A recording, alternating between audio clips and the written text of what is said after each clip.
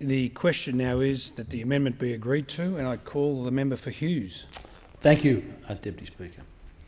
People sometimes ask the question of me, what's the difference between the Liberal and Labor parties? Deputy Speaker, there are many differences. But one of the fundamental differences here, that when Labor members rise to speak in their place, they do so as sock puppets of the union, merely chanting the union line, devoid of individual thought, no dissent, no contrary opinion is allowed. In contrast, Deputy Speaker, on this side of the House, we evoke the spirit of Sir Robert Menzies. We are allowed, in fact encouraged, individual thought. As backbenchers, we are free to express contrary opinions. This is a great privilege, Deputy Speaker, offered by the Liberal Party, and one that I intend to use now. Now, Deputy Speaker, my views, just for clarification, my views are not those expressed by the opposition in regards to this bill.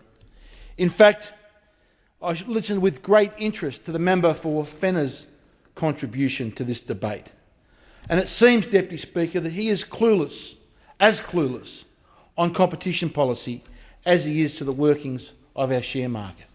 With his recent, most embarrassing comments, where he embarrassed himself, Deputy Speaker, saying that 5 entities owned the majority of the shares and controlled the majority of the shares. What an embarrassment.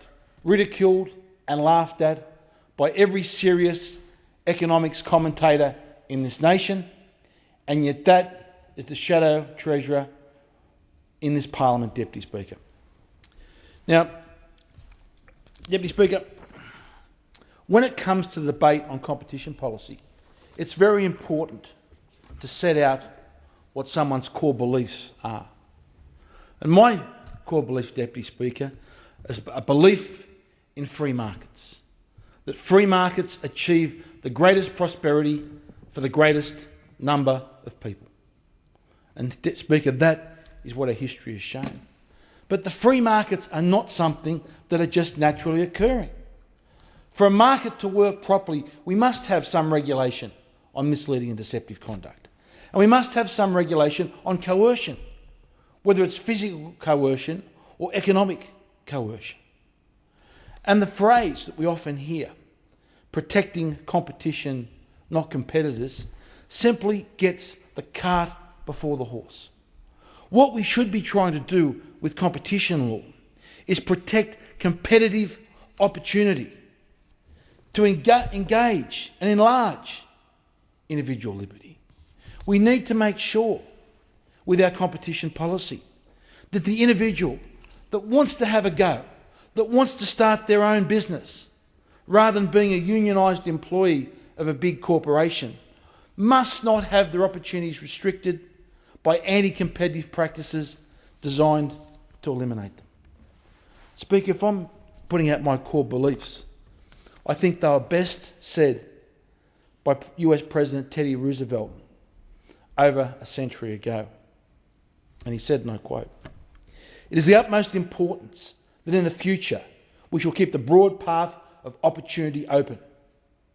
It shall not only be possible but easy for an ambitious man whose character has so impressed itself upon his neighbours that they are willing to give him capital and credit to start in business for himself. And if his superior efficiency deserves it, to triumph over the biggest organisation that may happen to exist in his particular field.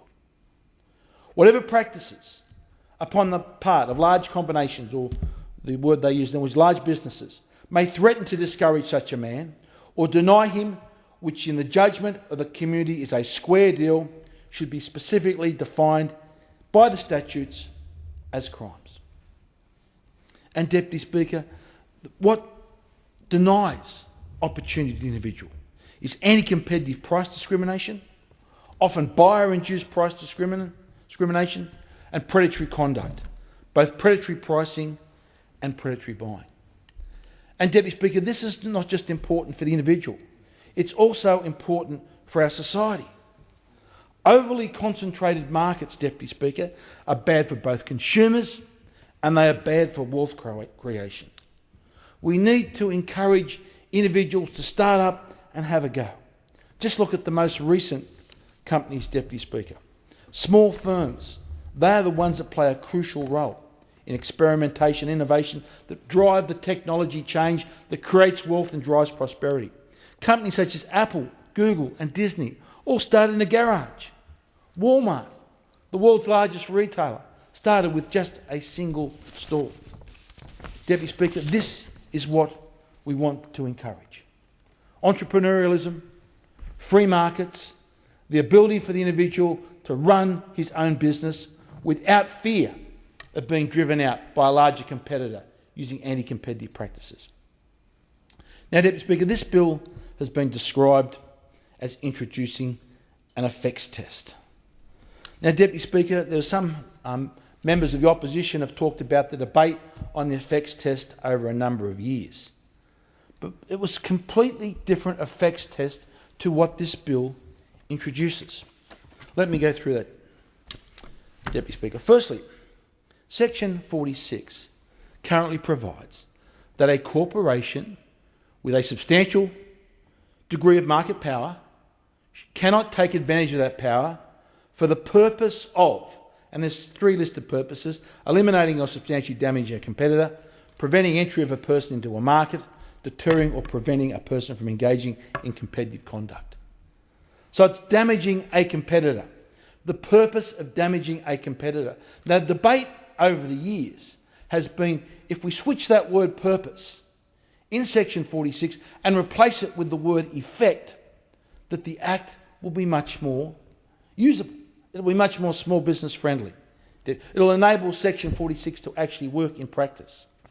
But, Deputy Speaker, that overlooks that there is a separate section in the Act, which is Section 46(7), which says that for proof of purpose, I read 46(7), I quote, notwithstanding that after all the evidence has been considered, the existence of purpose is ascertainable only by inference from the conduct of the corporation or any other purpose.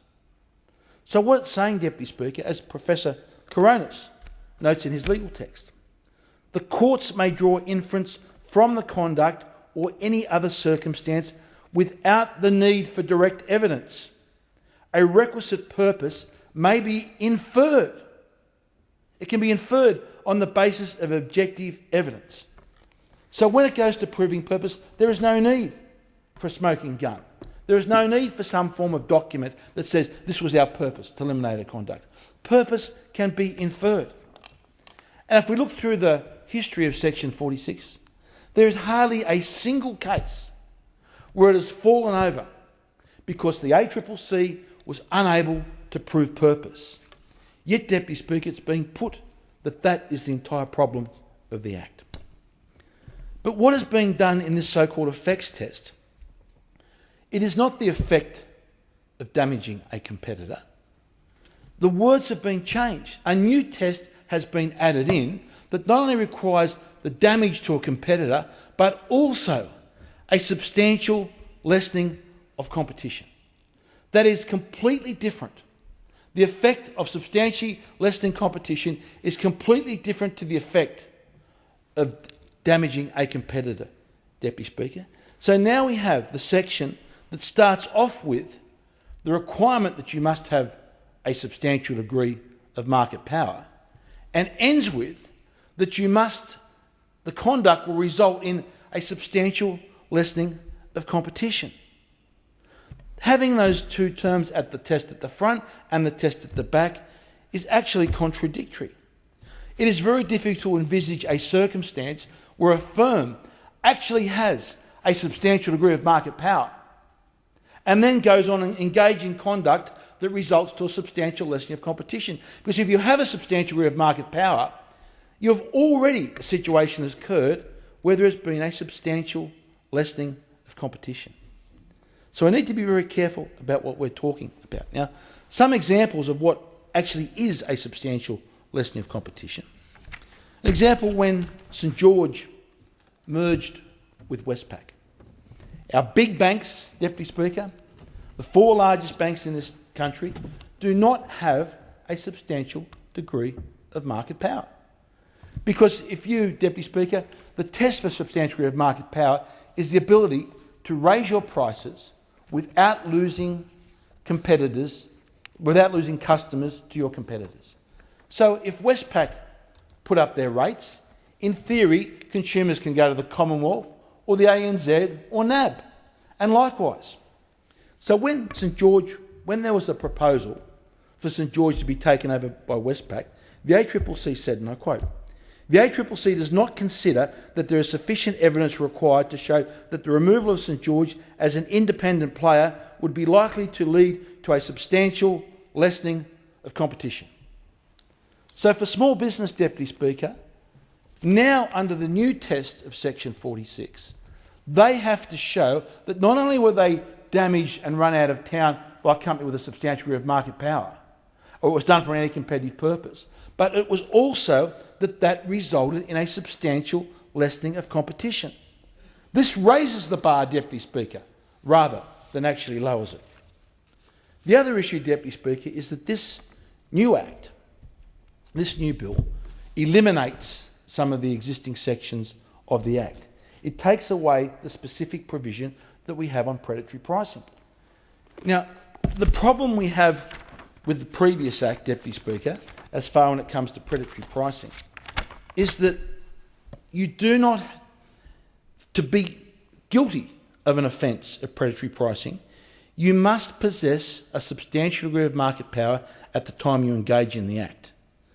As Justice Hughes said in the Boral case, and I'm going to quote, "Conduct that is predatory in economic terms and anti-competitive may not be captured by Section 46 simply because the predator does not have substantial market power when it sets out on its course to deter and injure competitors. That may be because until it achieves its objective, it has no substantial degree of market power." Section 46, this is McHugh, Section 46 is ill-drawn to deal with claims of predatory pricing in those conditions. That problem was fixed with Section 46(1)AA. We are now repealing that in its entirety. So now under the new provisions, a company will be able to engage in conduct with a specific purpose, a predatory pricing scheme, selling below cost with the intention of eliminating a competitor for the purpose of obtaining a substantial degree of market power. But because when they engage in that conduct, if they do not have a substantial degree of market power, they are not caught by the Act. And there is some concern about how this Act will be interpreted. We had hearings with the Economics Committee earlier this year, and the ACCC chairman suggested that the changes being made to Section 46 would help him police the banking sector and be able to stop the banks from engaging in anti-competitive conduct. He thought there wasn't quite enough competition in the banking sector. I asked the chairman, I said, "Can you tell me which bank has a substantial degree of market power and what market that is?" We had the entire brains trust of the ACCC there, and not one of them could come up with a reason why, or a reason or example of which bank had a substantial degree of market power. That is the problem and the difficulty with the current Section 46. It does not apply unless a company has a substantial degree of market power. And that is the issue, Deputy Speaker. We are actually, in my belief, making it harder with this Act to prove a breach of Section 46. We're enabling a company that has a substantial degree of market power to eliminate a smaller competitor from a market using that market power, but providing that doesn't result in a substantial lessening of competition, they can now do that. Speaker, that brings me to a difficult position that I have concerns with this Act. However, I acknowledge that there are many in the small business community that are in support of this. I also acknowledge, Speaker, that the Coalition took this legislation, or took this as a policy statement to the election at the last election, and I, as a member of the Liberal Party, stood behind that commitment. That's what people in my electorate voted for, and therefore I am compelled, Speaker, to support this legislation in the House. But we'll see. I could be wrong, Deputy Speaker. It will be a number of years until the courts determine the effect of this legislation.